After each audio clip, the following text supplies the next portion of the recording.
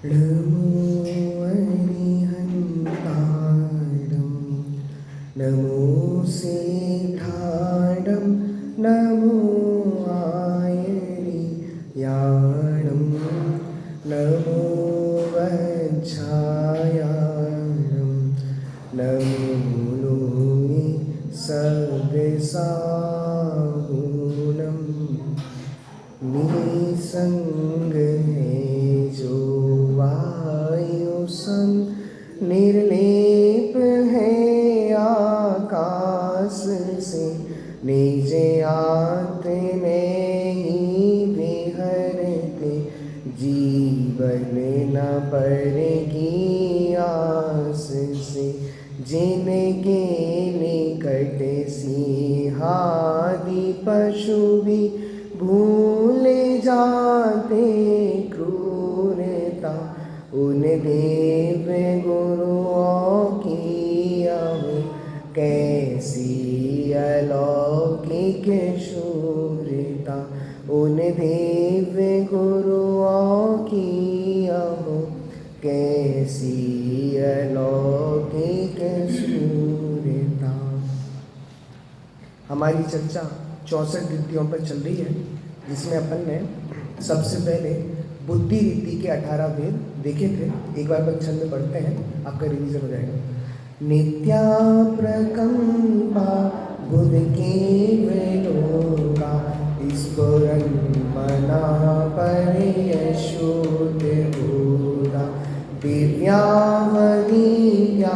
बल प्रबोधा स्वस्ति क्रियासु परमश्योना कोष्ठस्य ध्यानोपमेक बीजं संवीर्णे संस्कृत पदानुसारि चतुर्वेदं बुद्धिबलं ददाना स्वस्ति क्रियासु परमश्योना संस्पर्शनं संश्रवणं च दूरा दास्वादनाग्राणि विलोकनानि दिव्यान्मतीयान् बलात् वहन्ता स्वस्ति क्रियासु परमश्योना प्रज्ञा प्रधाना समना समेता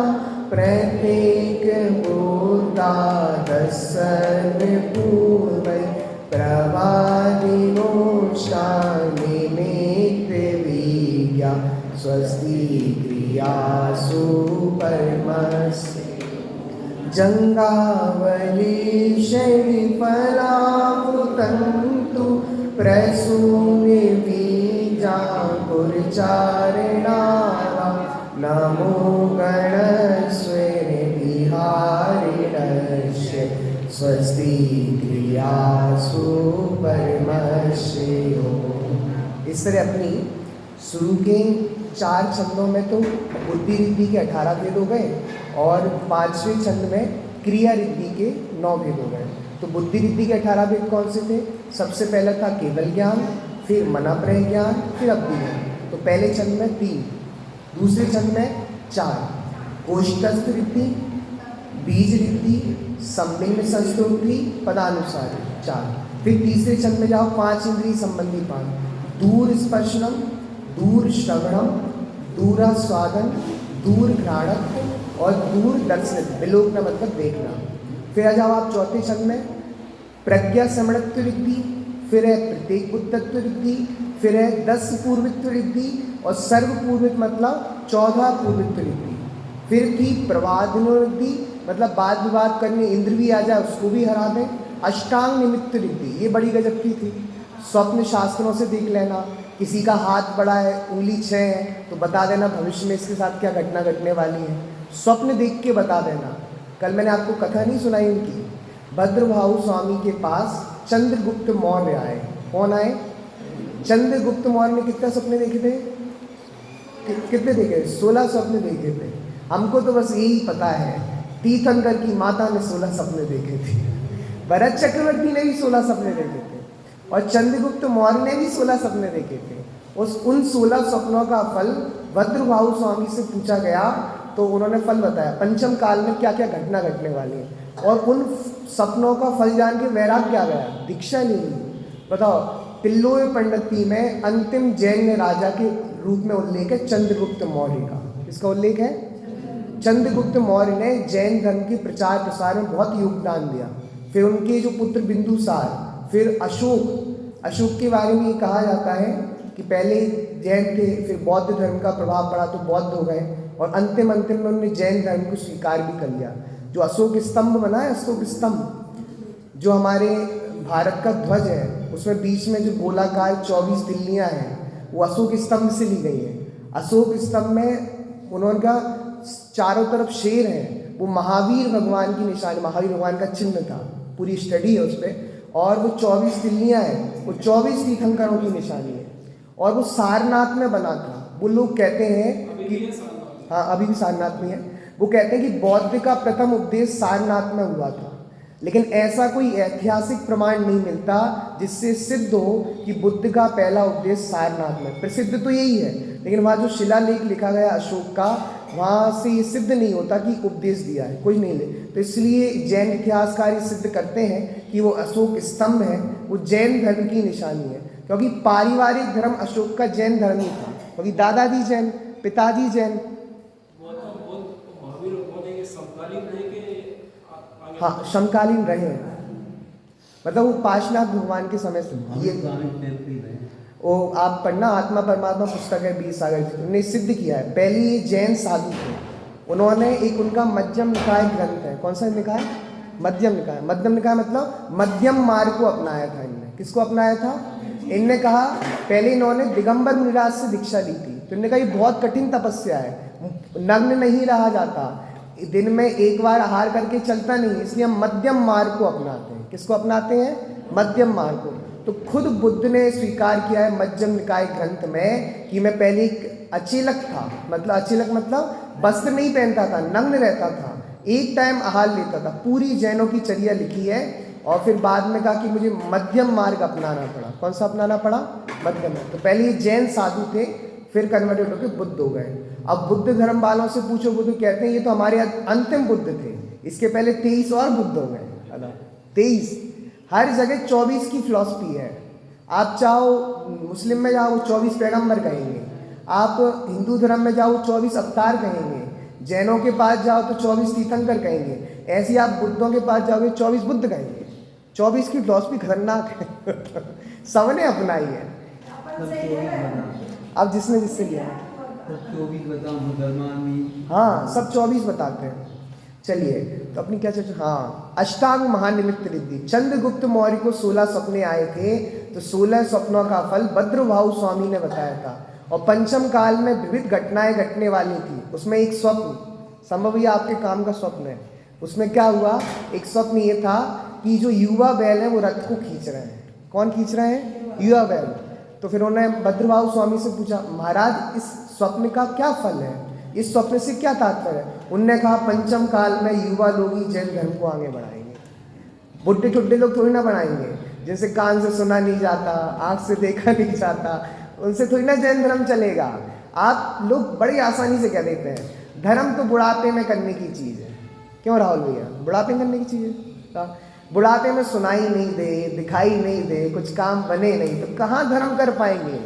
धर्म तो जीवन जीने की चीज़ है। आदरणीय दादा ने सत्य की खोज में लिखा, धर्म परिभाषा नहीं प्रयोग है।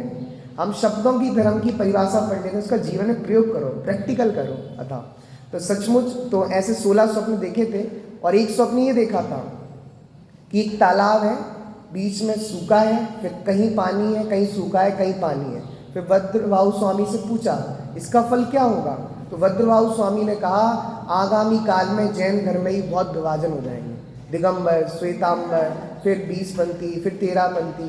तो ये पहले ही देख लिया था, स्वप्नों में आ जाते हैं इसको। हाँ, बढ़िया बात है। नहीं, मैं तो गया हूँ सब जगह, सब जगह घूम लिया चलो, ध्यान नहीं गया वो। चलो, अपनी बुद्धि रिद्धि कितने भी हो गए? 18, और क्रिया रिद्धि के 9। आज बड़ी गजब की रिद्धि है, विक्रिया रिद्धि। कौन सी रिद्धि? विक्रिया रिद्धि। चलो पढ़ते हैं। अनिमिता चाकुशलामयिनी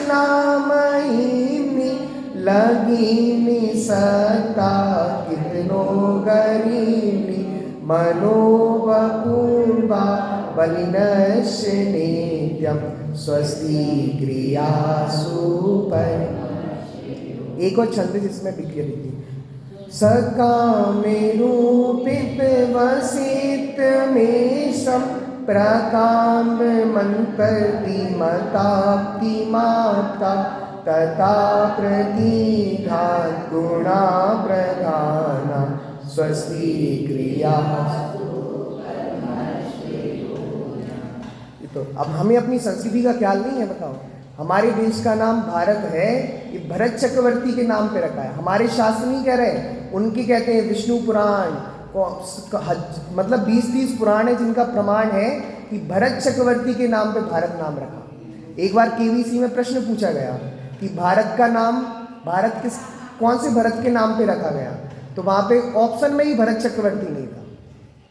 वहाँ था शकुंतला का पुत्र और रामचंद्र जी के भाई भरत और भरत। तो वहाँ पर आज तक ही प्रसिद्ध है कि शकुंतला के पुत्र भरत के नाम पर भारत रखा गया। और उसने उत्तर दिया, जो खेलने वाला कैंडिडेट था, कि शकुंतला के पुत्र भरत के नाम पर हमारे देश का नाम भारत रखा। सही कर दिया। बाद में जो प्रोफेसर हैं आदरणीय सागर जी, उनने लेटर लिखा किसको, अमिताभ बच्चन को, कि भाई साहब, और हजारों, मतलब जितने शास्त्रों के प्रमाण थे, 20-30 प्रमाण, सब भेजे उसके घर पे। एक बार नहीं, 2 बार। जब उसके बाद पहुंच गए तो केवीसी के लाइव प्रोग्राम में उसने स्वीकार किया था कि हमारे इस प्रश्न के उत्तर में गलती हो गई। हमारे देश का नाम भारत आदिनाथ के जो पुत्र भरत चक्रवर्ती थे उनके नाम थे। हमें अपना गौरव नहीं पता ना, हम सुन के किसी की भी मान लेते हैं। बताओ, शकुंतला के पुत्र भरत के नाम, अरे हमारे देश का नाम भारत भरत चक्रवर्ती के नाम पे रखा है। हाँ, मतलब शकुंतला के पुत्र का ही पढ़ाते हैं, तो उसमें हमारी गलती है ना, हमारी गलती, हमने प्रचार ही नहीं किया उस चीज़ का। कोई भी धर्म वाले किसी चीज़ का प्रचार प्रसार करते हैं, हम बहुत संकुचित रहे, नैरो माइंडेड रहे, ब्रॉड माइंडेड होना पड़ता है, प्रचार करना पड़ता है किसी भी चीज़ का, जब ही तो जगत के। और हिंदू पुराण ने स्वीकार किया है, जैन पुराण की नहीं कह रहा, 20 हिंदू पुराण इस बात की साक्षी है। वो कह रहे हैं कि भरत चक्रवर्ती जो आदिनाथ के पुत्र थे, ऋषभदेव के पुत्र थे, उनके नाम पर भारत नाम रखा। हमारे पुराण नहीं, उनके पुराण सिद्ध कर रहे हैं, लेकिन हमने उस बात का प्रचार नहीं किया। हाँ, तो ये बहुत पहले की बात है। तो उसमें ये किया उन्होंने, लाइव डिबेट, मतलब लाइव प्रोग्राम में, मतलब माफ़ी मांगी थी पहली बार कि इस प्रश्न में उत्तर हो गया, हमारे कंप्यूटर जी ने गलती कर दी। चलो, क्योंकि अमिताभ बच्चन को थोड़ी ना ज़्यादा ज्ञान रहता है, सारा तो कंप्यूटर जी से। अभी वो जैजनैंद का प्रश्न आया था। हाँ, चलिए, आप सब समझदार हैं, ज्ञानी जी। चलिए, हाँ, तो अपने आज अपन विक्रिया रिद्धि पे चर्चा करेंगे। विक्रिया रिद्धि में सबसे पहली रिद्धि है अणिमा रिद्धि। कौन सी रिद्धि? अणिमा रिद्धि में क्या होता है, मुनिराज अपना अणु प्रमाण शरीर बना लेते हैं। अणु मतलब परमाणु। परमाणु किसे कहते हैं? पुद्गल का सबसे छोटा अंश जिसके 2 भाग नहीं हो सके। अब इस पे ही कितनी लड़ाई चल रही है। साइंस जिसको एटम कहता है, वह वास्तविकता में एटम है ही नहीं, वो तो मॉलिक्यूल है, स्कंद है, क्योंकि उसमें इलेक्ट्रॉन और प्रोटॉन पाए जाते हैं, उसमें बहुत भेद पाए जाते हैं। लेकिन हमारे आचार्य ने जिसको एटम कहा है, परमाणु कहा है, उसमें कोई भेद नहीं पाया, सबसे छोटा अंश है। एटम मीन्स सबसे छोटा अंश, जिसका डिवाइड नहीं हो सकता, जिसके 2 भाग नहीं हो सकते। तो आप चलो, मतलब क्या पागलपंती करता हूँ मैं, फालतू चर्चा कर रहे हैं अपन, इस पर चर्चा कर रहे हैं अपन। मतलब मुनिराज को ऐसी रिद्धि प्रकट हो जाती है कि 500 धनुष की काया हो। कितनी काया राहुल? 525 धनुष की भी काया हो। इतने बड़े मुनिराज अणु प्रमाण शरीर को बना लेते हैं। कितना? अणु प्रमाण। और अणु प्रमाण शरीर बनाकर अणु प्रमाण जगह में जाता। आश्चर्य की बात सुनना, इस रिद्धि की विशेषता, अणु प्रमाण शरीर तो स्वर्ग के देव भी बना लेते हैं। स्वर्ग के देवों के पास भी अणिमा, अणु जितना शरीर वाली शक्ति होती है, लेकिन मुनिराज के पास इससे विशेषता होती है। अणु प्रमाण इतनी सी जगह में जाएं और वहाँ चक्रवर्ती की सेना की रचना कर लें खुद के शरीर से। आश्चर्य, मतलब अणु प्रमाण जगह में गए हैं, इतनी सी जगह में, और अणु प्रमाण शरीर है, इतने से शरीर से चक्रवर्ती की सेना की रचना कर रहे हैं। राहुल भैया, इतनी सामर्थ्य थी। चक्रवर्ती की सेना मतलब लाखों करोड़ों सैनिक। ये आप विश्वास नहीं कर पाओगे, ये अणिमा रिद्धि का कमाल है। देव अपने शरीर को अणुप्रमाण छोटा तो कर सकते हैं, लेकिन अपने शरीर से चक्रवर्ती की सेना की रचना है। चक्रवर्ती की सेना की रचना करते हैं ना, तो उसमें आत्मा के प्रदेश तो उनके ही रहते हैं। विक्रिया है ना, विक्रिया। तो कोई चक्रवर्ती की सेना बनी तो कहीं और से जीव नहीं लाए, वो चक्रवर्ती की सेना में आत्म प्रदेश तो स्वयं के ही होते हैं। हाँ, लेकिन सेना की रचना चक्रवर्ती कर लेते हैं। इसको क्या कहते हैं? अणिमा रिद्धि। अणिमा रिद्धि का मतलब मात्र यही नहीं है कि अणुप्रमाण शरीर बनाए। जो विष्णु कुमार मुनिराज ने 4 मंत्री के पास जाने के लिए बामनिया का भेष धारण किया था, वो भी अणिमा रिद्धि थे। अणिमा रिद्धि का मतलब अणुप्रमाण शरीर बना लेता, तो वो तो उसका उत्कृष्ट रूप है। छोटा शरीर बनाना वो भी किस में आएगा? अणिमा रिद्धि में। अपना शरीर 500 धनुष का था, उसे जितना प्रमाण छोटा करें वो सब कौन सी रिद्धि में आएगा? अणिमा रिद्धि में। चलो कुछ विशेष होता है तो बोले। हाँ, एक और बहुत विशेष बात बताई इसमें, मतलब सुमेरु पर्वत और जो स्वधर्म स्वर्ग है उसमें एक बाल का अंतर है। कितना अंतर है? मुनिराज को इच्छा हो तो वहां जाके आत्म साधना कर सकते हैं बीच में। सुमेरु पर्वत की चोटी पे और स्वधर्म में कितना अंतर है? एक बाल का अंतर है। वहां बीच में जाके आत्म साधना कर सकते हैं। बताओ राहुल भैया, मन है। लोग बड़े परेशान करते हैं मुनिराज को, तो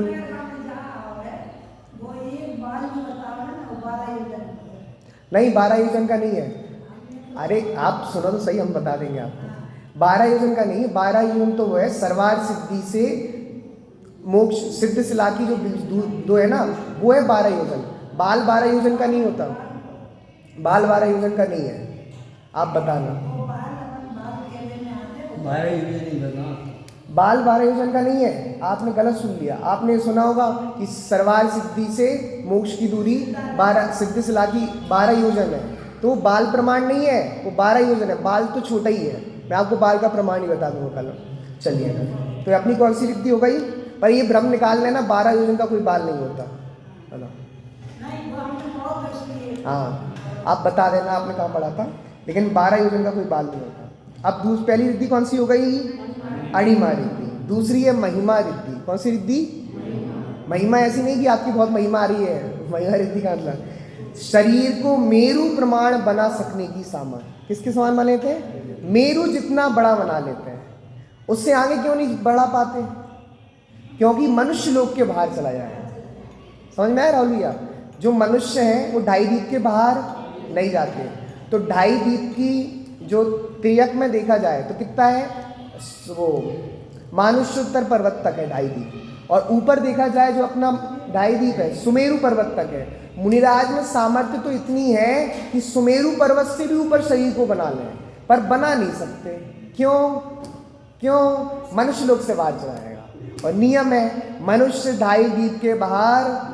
मुझे कभी कभी लगता है बेईमानी कर दी इनने। देव कहीं भी घूम लें और मनुष्य कहीं नहीं जाते। साइंस तो कह रहा है हम तो चले गए मंगल ग्रह पे, कर लोगे क्या कर लोगे तुम? हम तो चंद्रमा के पास चले गए, तुम क्या कर लोगे? कुछ गए में ही नहीं है, बताओ।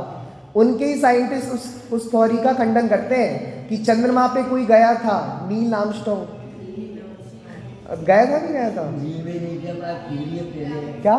सूर्य तो नीचे है, चंद्रमा ऊपर है, सूर्य कोई पार नहीं गए, चंद्रमा पास। अरे मतलब वो कह रहे हैं पर उनकी बात सुन ले रहे हैं, उनकी आपस में लड़ाई कराते हैं। मतलब जो नासा ने भेजा नील आर्मस्ट्रांग को, उनने के कुछ साइंटिस्टों ने किताब लिखी और उस चीज़ का खंडन किया। ये कोई मून पे नहीं गए थे, तो स्टूडियो में बनाई गई थी वीडियो थी। उनने तर्क दिए उसके पीछे। वहाँ पे जो झंडा था वो लहरा क्यों रहा था, बताओ। और उनने तर्क दिया कि नील आर्मस्ट्रांग पहले व्यक्ति थे उतरने वाले, उनका फोटो किसने खींचा? सबसे पहले तो वही उतरे थे विमान में से, फोटो किसने खींच लिया उनका? और वो एकदम स्थिर क्यों रहे? उनको भी तो हवा में उड़ना चाहिए था। और उसके बाद आज तक कोई चंद्रमा पे गया क्यों नहीं? मंगल पे तो भेजा, लेकिन नील आर्मस्ट्रांग के बाद आज तक कोई चंद्रमा पे नहीं गया। क्यों नहीं गया? इसका मतलब वो थ्योरी गलत थी, नहीं गया। साइंटिस्टों ने खंडन किया। जैन दर्शन की बात नहीं करना, यूट्यूब पे डली है बहुत वीडियो। हाँ, और ग्रह पे भी नहीं जाते। अगर आप जो वो निकालोगे लंबाई कि वो मंगल को कितना दूर कहते हैं, तो हमारा जो विजयार्क पर्वत है वहाँ तक निकलती दूरी। तो मतलब वो विजयार्क पर्वत के आसपास उन्होंने सैटेलाइट वगैरह रखी हुई है जिससे उनकी व्यवस्था होती है। आप मतलब जो जितने किलोमीटर कहते हैं ना, तो योजनों से आप करोगे, हमने निकाला था, तो विजयात पर्वत की जितनी ऊंचाई है यहाँ से वहाँ तक वो उनकी ऊंचाई पहुँचती है, मंगल ग्रह तक की। तो शायद से वो विजयात पर्वत तक गए हैं जहाँ विद्याधरों का निवास है। उन्हें पता नहीं वो क्या बोलते हैं, एलियन बोलते हैं लगते तो हमारे जैसे विद्याधर, कोई अलग सी विद्याएं होती हैं उनके पास, और उनको एलियन बोलते हैं। हमने एलियनों को देखा है। अब भगवान, हाँ, अपने लिए एलियन थोड़ी ना है, वो अपने ऐसी मनुष्य है, विद्याधर देव। चलिए, तो ये महिमा रिद्धि है, शरीर को मेरु प्रमाण बना सकने की सामर्थ्य। विष्णु कुमार मुनिराज ने 700 मुनिराज की रक्षा के लिए इस रिद्धि का प्रयोग किया था कि नहीं किया? किया था। इतना बड़ा शरीर बना लिया था कि एक पैर यहाँ, दूसरा पैर मानुष्योत्तर पर्वत पर, तीसरा पैर रखने की के लिए जगह। तो कह दिया बलि तुम्हारे ऊपर रख दें, उसने कहा महाराज बख्श दो ये भाई, पदम राय, हाँ, पदम राय राजा थे उनके चलिए, हाँ,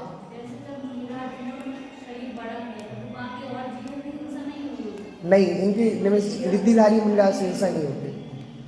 आगे अब तीसरी रिद्धि लघिमा रिद्धि। कौन सी रिद्धि? लघिमा। लघिमा रिद्धि और गजब की है, शरीर को हल्का करने की सामर्थ्य। और कैसी?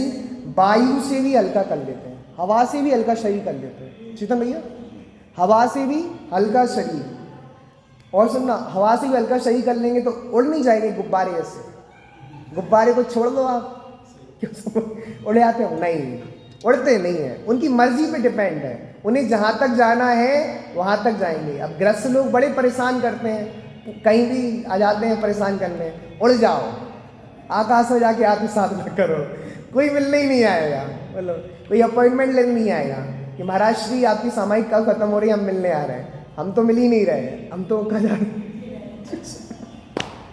बताओ। और शरीर हल्का कर लेते हैं। हल्का मत करने का मतलब ये नहीं कि हवा चले उड़ जाए, ऐसा नहीं। दुबले पतले नहीं होते, शरीर तो जितना है उतना ही रहता है, लेकिन हल्का इतना हो जाता है। और दूसरा इसका दिया, मेरु प्रमाण शरीर से मकड़िए के तंतुओं पे चल लेते हैं। शरीर तो कितना है? मेरु प्रमाण। महिमा रिद्धि से मेरु प्रमाण शरीर बना लिया। और उन्हीं मुनिराज के पास कौन सी रिद्धि हो?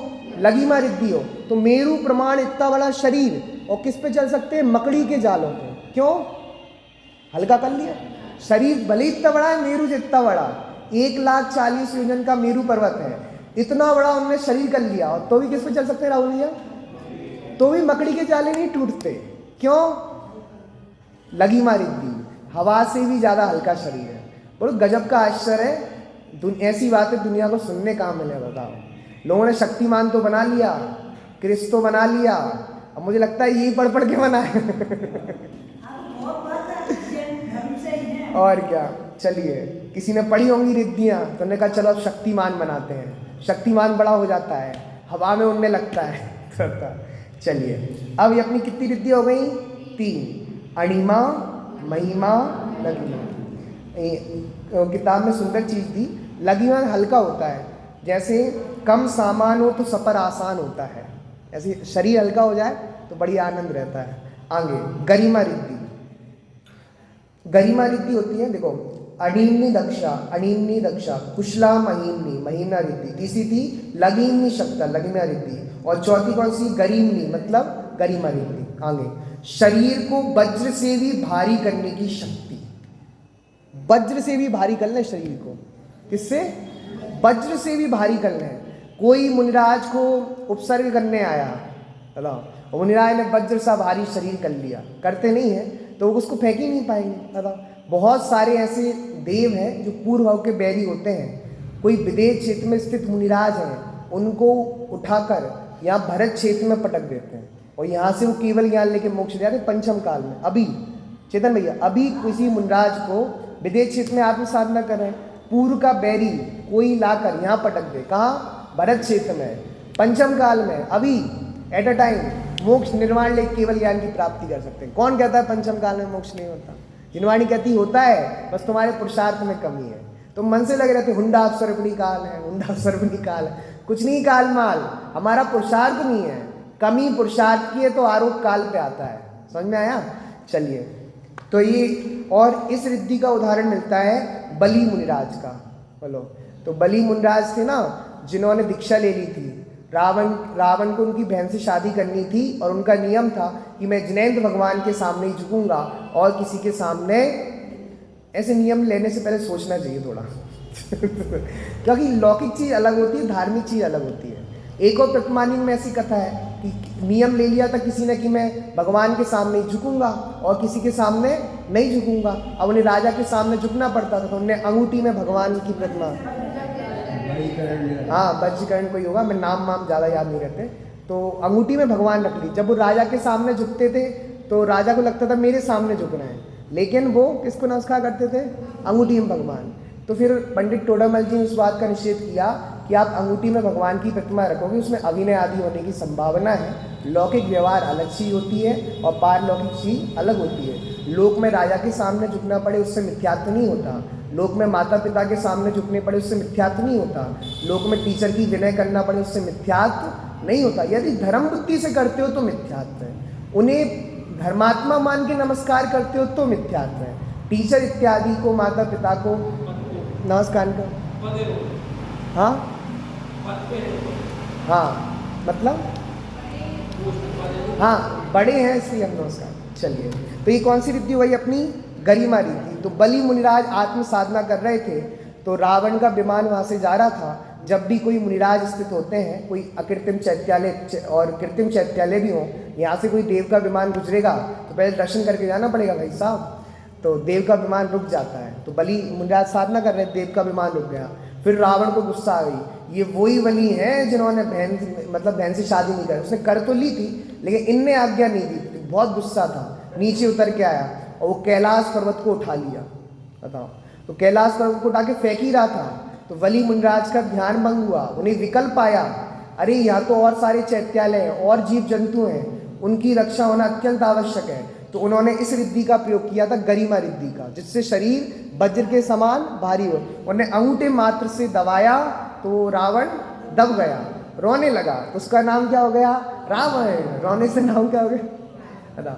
दुनिया को पता ही नहीं है रावण क्यों कहा जाता है। ये जैन दर्शन कितनी अद्भुत चीज़ है, हर चीज़ के नाम पता है। हनुमान जी का नाम हनुमान जी क्यों पड़ा? राहुल भैया, हाँ, वो हनुमंत द्वीप में गए थे इसलिए उनका नाम क्या हो गया? हनुमान। और वो शिला टूटी थी ना, उससे उनका नाम था वज्रशैल, नाम कुछ पड़ा था ऐसा, वज्र टूट गई थी।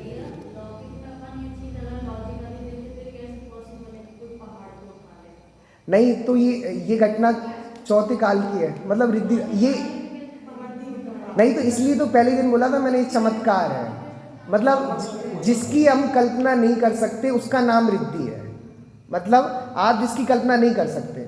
अब उन्होंने सिद्धि भी किया था अनुमान से कि आगे आएगा कि मुनिराज के मूत्र इत्यादि से रोग ठीक हो जाते हैं। तो उन्होंने कहा कि आजकल बाबा रामदेव भी तो गोमूत्र का इस्तेमाल कर रहे हैं, तो कुछ रिद्धि का अनुमान क्या? हाँ, लेकिन बलि मुनिराज को रिद्धि थी ना, उनने अंगूठा दबाया था। नहीं तो नारायण थे, बहुत बलशाली होते हैं। हाँ, प्रति नारायण। मैं आपको चर्चा संग्रह नहीं लाया, उसमें बल दिया है नारायण में कितना होता है, प्रति नारायण में कितना है, तीर्थंकर में कितना होता है।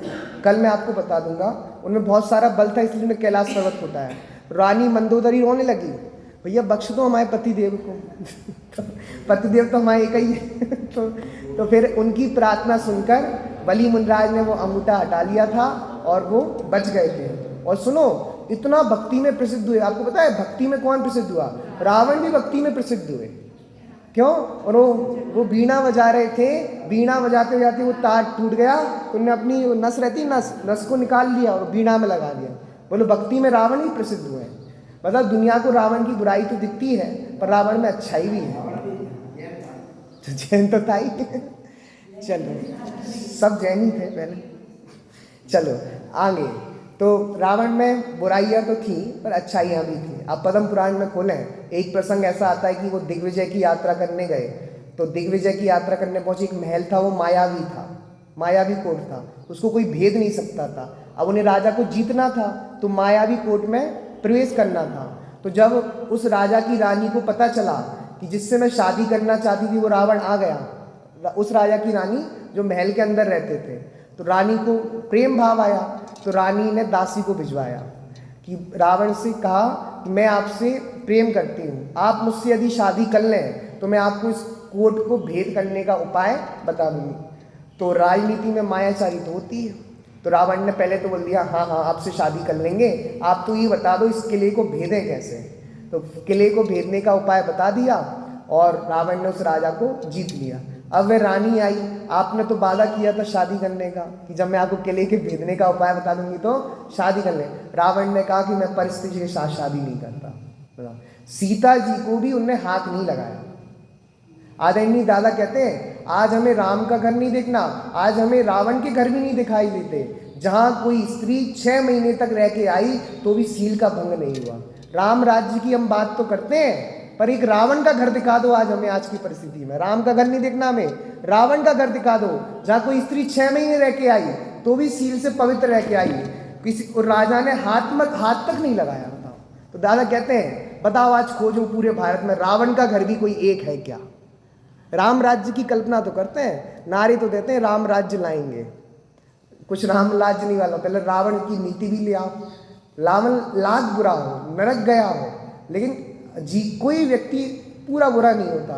कभी एक समय का परिणाम उसे कोई सी गति का बंद करा देता है, कभी एक समय का परिणाम उसे उठा देता है। जिसने जीवन भर पाप किए, एक समय का परिणाम हुआ स्वर्ग आदि कथा चला जाता है। अंजन चोर जीवन भर सप्त व्यसन किए, फिर निहाल हो गए। बताओ, ऐसा है, एक समय का परिणाम जीव को बदल देता है और एक समय का परिणाम जीव को गिरा देता है। हाँ, नियोग था, जो कहना है सो कहो। चलिए, गुरु माता भी कि आपने मुझे किले को भेजने के लिए, तो आप मेरी गुरु माता। हाँ, कितना सुंदर। उनने कहा कि आपने तो मुझे किले भेदने की विद्या बता दी, आप तो मेरी माता हो, आपसे मैं शादी कैसे कर सकता हूँ? विद्या देने वाली तो कौन होती है? माता होती है। बचे नहीं। हाँ, इतना सुंदर जवाब दिया, धन्यवाद दादाजी। मतलब मैं भूल जाता हूँ। चलो आगे, अगली रिद्धि कौन सी है? प्राप्ति रिद्धि। कौन सी रिद्धि? पहली कौन सी हुई संभव भैया?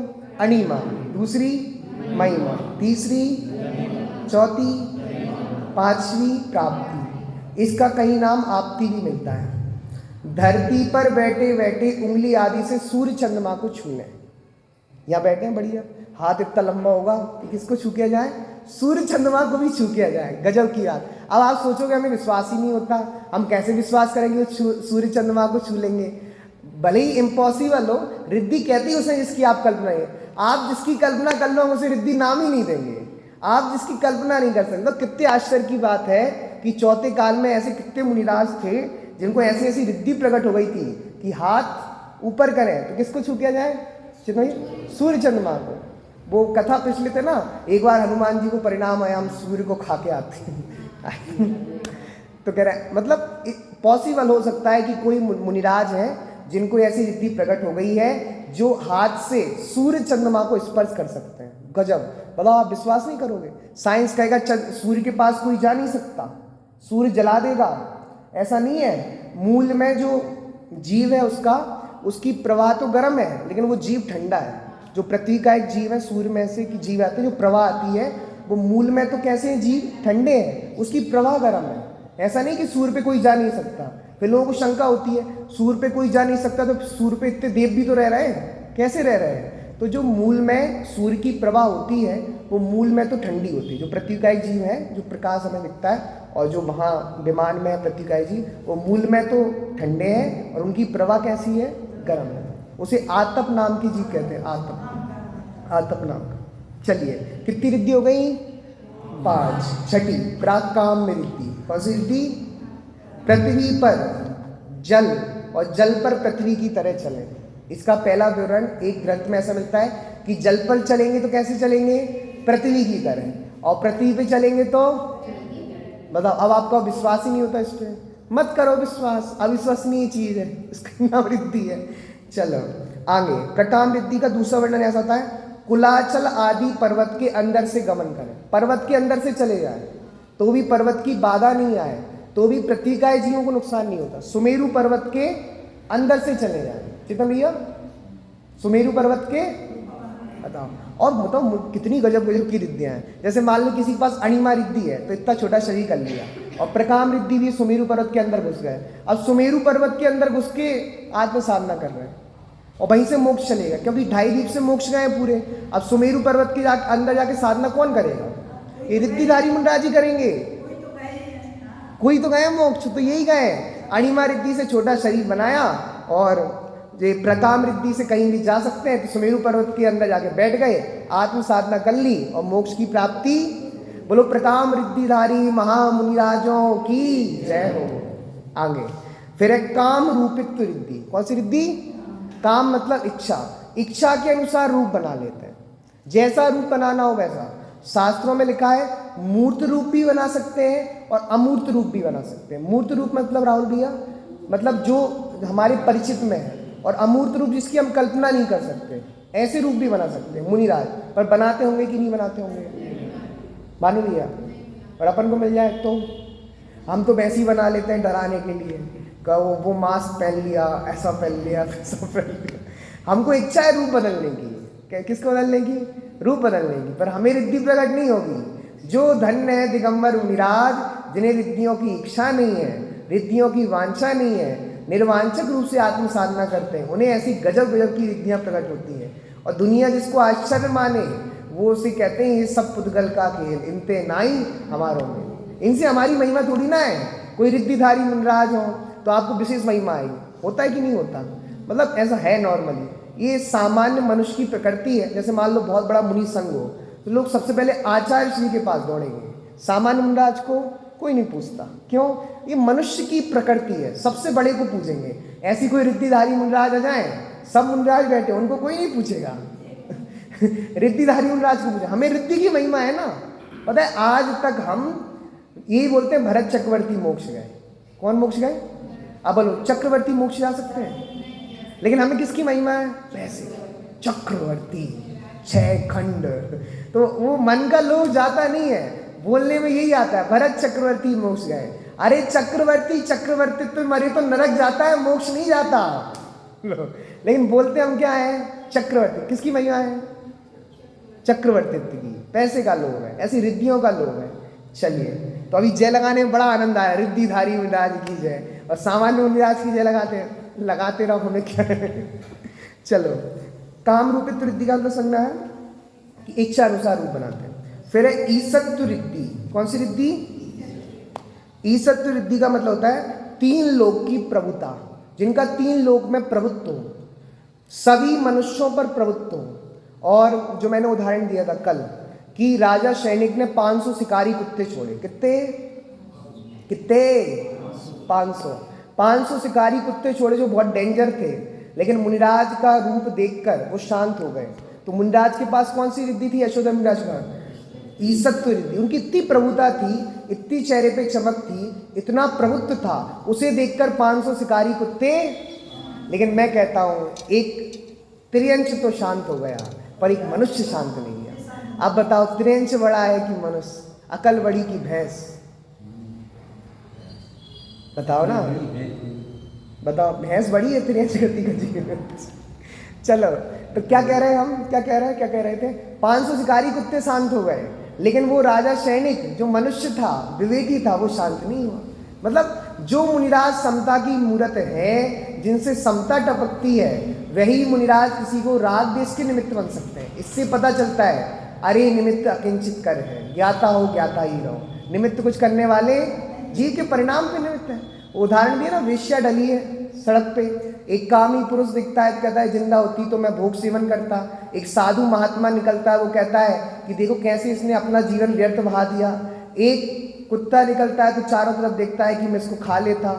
एक पुरुष जो चोर था वो निकलता है कि इसके बहुत गहने हैं, मैं उतार लेता है। वेश्या एक है पर परिणाम, निमित्त एक है, परिणाम। तो मुनिराज तो एक थे, लेकिन 500 शिकारी कुत्ते शांत हो गए, लेकिन राजा सैनिक का क्रोध शांत नहीं हुआ, वो और भड़क गया और उन्होंने मरा हुआ सर्प उनके गले में डाल दिया। चलो, लेकिन उनके पास ईसत्व रिद्धि थी, जिससे 500 शिकारी कुत्ते शांत। आगे बसित्व रिद्धि। कौन सी रिद्धि? वशीकरण। क्या? हिप्नोटाइज कर सकते हैं कि नहीं कर सकते? हाँ, दिगंबर मुनिराज में ऐसी रिद्धि प्रकट हो जाती है, वो किसी को वशीकरण भी कर सकते हैं। जैसे कोई हाथी आ रहा हो मारने के लिए, उसको बस में कर सकते हैं। कोई हाथी पागल हो जाते हैं ना, कितनी प्रतिमानिक घटना है, तो ये वशीकरण रिद्धि होती है, जिससे बस में कर लेते हैं। तो वशीकरण रिद्धि का जैन दर्शन 10वां विद्यानुवाद पूर्व है, जिसमें वशीकरण के मंत्र बताए हैं। कौन सा पूर्व है? 10वां। 14 पूर्व है ना माया, तो 10वां पूर्व क्या है समझ भैया? विद्यानुवाद पूर्व। पढ़ लो वशीकरण करने के लिए। बताओ, अब किसी की पत्नी खतरनाक है, बस में कर लो। पंडित जी ये रिद्धि मिल जाए ना, फिर तो मजे हैं। पत्नी पति को बस में करेगी, क्या? वो कह रहे हैं, एडवोकेट साहब कह रहे उन पर कोई मंत्र नहीं चलता।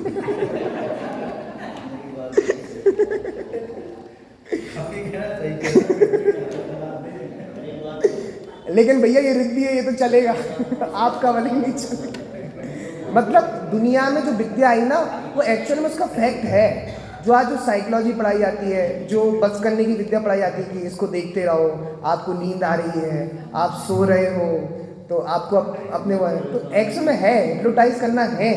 मतलब हिप्नोटाइज करना एक्चुअल में सही है, वशीकरण कर सकते हैं। मतलब आप उसको अपने बस में कर कर कुछ भी खिलवा सकते हैं, कुछ भी निकलवाना चाहें निकलवा सकते हैं। मतलब एक्चुअल में ये फैक्ट है, ये विद्या है। मतलब जो लोग वशीकरण करते हैं उनमें से कुछ लोग सही हो सकते हैं, क्योंकि ये विद्या है, इसका ज्ञान है। परंपरा से जितना ज्ञान बचा हुआ है जो लोग करते हैं, मतलब हवा में बात नहीं है। इसलिए मैं कहता हूँ जैन दर्शन में हर चीज़ है, आप पढ़ो तो सही। आयुर्वेद है, अर्थशास्त्र है, कौन सी चीज़ नहीं है, ज्योतिष है, सब कुछ है जैन दर्शन में। लेकिन लोगों को पढ़ने के लिए टाइम कहाँ है? पंडित जी मरने तक को तो फुर्सत नहीं है, अब मरने कोई फुर्सत नहीं है तो जिनवाणी पढ़ने का फुर्सत तो। चलो ये कौन सी हो गई? वशीकरण। लेकिन ये अभी वशीकरण रिद्धि अभी है नहीं, चौथे काल में होती है। लेकिन वशीकरण आदि के मंत्र आज भी हैं, बहुत सारे लोग करते हैं। चलिए अगली रिद्धि कौन सी है? वशित्व रिद्धि के बाद है अप्रतिघात रिद्धि। कौन सी रिद्धि?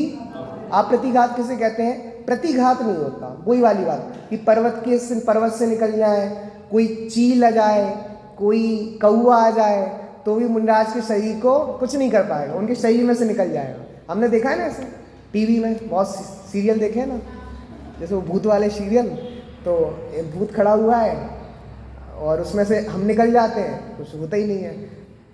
मतलब उसका नुकसान भी नहीं होता और अपना भी कुछ नहीं होता। तो एक्चुअल में ये फैक्ट है, ये विद्या है, ये रिद्धि है। हर चीज़ मतलब कृष्ण हवा में उड़ता था, वो शक्तिमान हवा में उड़ता था, वो उड़ सकते हैं, फैक्ट है, पर ये रिद्धि हो तब। विद्याधर उड़ते हैं हवा में, है मतलब। चलिए, तो अप्रतिघात रिद्धि का मतलब है किसी को बाधा नहीं पहुंचाते, उनके अंदर से भी कोई निकल जाए, वो किसी के अंदर से निकल जाए, कोई बाधा। इसका मतलब पता है गजब है, आप उनको कहीं बंद करके नहीं रख सकते। आप जेल में बंद करोगे तो निकल जाएगा, इसलिए वो बंधन में आने वाले नहीं। चलिए, इसको कहते हैं अप्रतिघात रिद्धि। फिर 10वीं है अंतर्धान रिद्धि, मिस्टर इंडिया वाली रिद्धि। कौन सी रिद्धि? अंतर्धान, गायब हो जाते हैं। संभव भैया गायब हो जाते हैं। चेतन भैया ऐसी रिद्धि चाहिए? हो गए आप, ऐसे नहीं गायब करना आपको। मतलब आप वहीं उपस्थित रहोगे पर लोगों को दिखोगे नहीं। हाँ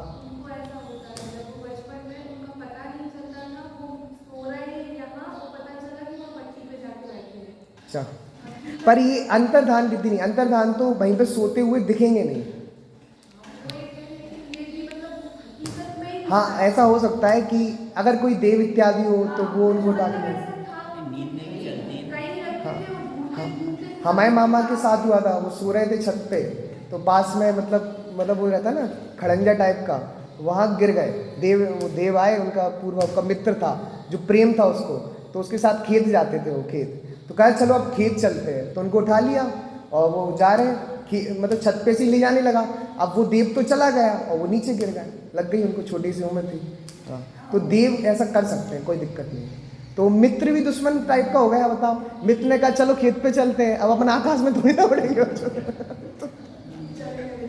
अब बताओ, अब रात को ही उठने चल रहा है, चलो अपन खेती करने चल रहे हैं, अब वो दौड़ के चला गया, अपन तो नीचे गिर जाएंगे।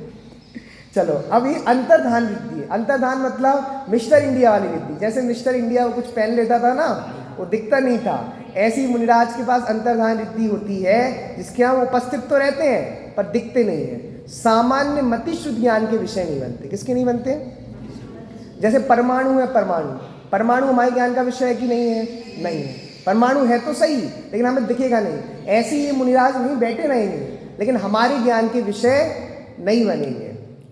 तो ये सब मुनिराज इन विद्यों का प्रयोग करते भी हैं ग्रस्तों से बचने के। किससे बचने के लिए? ग्रस्त आएंगे, अरे मुनिराज यहीं तो बैठे थे, कहाँ गए? अंतर्धान हो गए, मतलब गायब हो गए, दिखेंगे नहीं, अदृश्य हो गए। और ये विद्याएं नहीं है, ये रिद्धि तो है, ये और चमत्कारिक होती है। जैसे अंजन चोर को थी, अंजन चोर चोरी करके आ रहा था, अंजन चोर तो दिखता नहीं था, वो हार दिख रहा था उसका। क्या दिख रहा था? रानी का हार चोरी करके आया था, तो वो सैनिक किसके पीछे दौड़ रहे थे? चोर के पीछे ही दौड़ रहा है, हार के पीछे दौड़ रहा है। अरे हार कहाँ जा रहे हो? अब अकेला कहाँ जाएगा? कोई ले जा रहा होगा तभी तो जाएगा वो। तो ऐसी विद्याएं भी हैं जो आज भी हो सकती है। अगर परंपरा से मंत्र बचे हुए हैं तो विद्या आज भी संभव है, पर रिद्धि इससे बहुत विशेष होती है। मुनिराज के पास जो अंतर्धान रिद्धि वो विशेष प्रकार की। इस तरह आज अपन ने 11 प्रकार की विक्रिया रिद्धि देख ली। हाँ, एक बात विशेष, विक्रिया 2 प्रकार की होती है। कितने प्रकार की? एक होती है पृथक विक्रिया और एक होती है अपृथक विक्रिया। कौन सी? पृथक विक्रिया किसे कहते हैं? कि शरीर को अनेक रूपों में बढ़ाया। जैसे वो अपने थे ना भरत चक्रवर्ती, तो उनकी 96,000 रानियाँ थी। कितनी थी? अब वो पटरानी के पास तो मूल शरीर से जाते थे, और अन्य रानी के पास भी जाना है, नहीं तो रूट नहीं जाएंगी, आए ही नहीं मिलने। तो फिर क्या हुआ? उनके पास रूप बना गया। 95,999 रूप जो उनके बनते हैं उसके कहते हैं पृथक विक्रिया। एक ही शरीर जैसे अलग अलग रूप बना लिए। और अपृथक विक्रिया कहते हैं वही शरीर को अलग रूप में परिणमित। जैसे नारकी है, नारकी नरक में कुछ है नहीं, वो नारकी स्वयं ही अस्त्र शस्त्र रूप परिणमित हो जाते हैं। नारकी स्वयं, वो कहते हैं ना कि कड़ौरी में डाल देते, क्या कहते हैं उसको? करोला। तो करोला में डाल देते हैं, करोला कुछ है नहीं वहाँ पे, वो नारकी स्वयं करोला बन जाते हैं, वो नारकी स्वयं अस्त्र बन जाते हैं, नारकी स्वयं शस्त्र बन जाते हैं। तो ये नारकियों की कौन सी प्रतिक्रिया है? अपृथक, स्वयं के शरीर को परिवर्तित कर लेते हैं। और जो देव है सौधर्म इत्यादि, इनको कौन सी विक्रिया होती है? पृथक विक्रिया। पता है सौधर्मिंद भगवान के पंच कल्याणक बनाने के लिए आता है, आता भी है और नहीं भी आता। मूल शरीर वही रहता है चेतन भैया, मूल शरीर वही रहता है। ये जहाँ आया, ये कौन सा शरीर है? उत्तर शरीर है, मतलब उस विक्रिया के द्वारा बनाया गया शरीर है। तो मूल शरीर तो वही रहता है, माँ मतलब वही चिपका हुआ है। कुर्सी कैसे छोड़ सकते हैं? चिपके रहो। लोभ है बताओ, नीतीश कुमार जी को लोभ है, कुर्सी छोड़ना ही नहीं है, पार्टी वाली चेंज हो जाए। उनको कुर्सी कुमार कहने लगे, कुर्सी से चिपके हैं। चाहे नहीं, अंतर्मुहूर्त में बिक्री हो जाती है। इसकी बड़ी सुंदर चर्चा है, पता है? कुबेर है, कुबेर समोषण की रचना करते हैं। कुबेर समोषण की रचना में उनके आत्म प्रदेश होते हैं, विक्रिया से बनाते हैं समोषण। और हर अंतर्मुहूर्त में बदलता रहता है समोषण, हर अंतर्मुहूर्त में। हाँ, लेकिन पता नहीं चलेगा आपको। विक्रिया का नियम है कि अंतर्मुहूर्त से ज़्यादा नहीं होती। कितनी मुहूर्त से? तो वो समोषण में कुबेर के आत्म प्रदेश है चेतन भैया, कुबेर ने विक्रिया से बनाया है। और हर अंतर्मुहूर्त में चेंज होता रहता है समोषण, लेकिन पता नहीं चलता। क्या नहीं चलता? ऐसी वही जो भरत चक्रवर्ती हैं वो भी विक्रिया करते थे, पर विक्रिया का काल अंतर्मुहूर्त है। अंतर्मुहूर्त बाद उनके शरीर चेंज होते रहते, पर पता नहीं चलता था। बताओ, चलिए, मैं बहुत गजब की बात है, मुझे तो बड़ी हंसी आती है। एक बात बता दूं आपको, मजाक ही है लेकिन मजाक नहीं है। भरत चक्रवर्ती जाते होंगे सभी रानियों के पास। अब 12 बजे गए, खाने का टाइम, भोजन का टाइम, चेतन भैया। अब सब अलग अलग हैं। 96,000 भरत चक्रवर्ती हैं। जैसे मान लो पटरानी ने ज़्यादा खिला दिया तो दूसरी रानी ने खिला दिया, तो वो कहेंगे भैया पटरानी ने खिला दिया, पेट भर गया। अब दूसरी रानी ने कह रही खा लो, खा लेंगे क्या? पेट तो एक ही होगा क्या?